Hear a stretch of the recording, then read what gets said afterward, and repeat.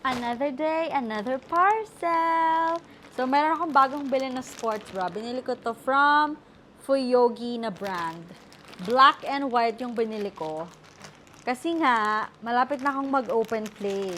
So, gusto ko, magsa-sports bra na lang ako. Para, 'di ba, kahit naman hindi ako marunong mag-pickleball at hindi ako magaling, at least maganda naman yung outfit natin, girl. So, bumili ako nito black. Ay, ang cute! And then, ganito yung likod.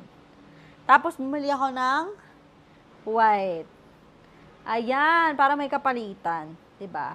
So, kaya ito yung binili ko. Matagal ko na itong nakikita actually. Matagal na naka-add to cart to sa akin. Binili ko na siya kasi nga ito ay naka-built-in yung foam. Ayan o. Marami akong mga sports bra dyan. Pero, hindi ko na sila nagagamit kasi yung mga foam nila, nawala yung kapartner o kaya na-disintegrate na yung mga foam, nawala na.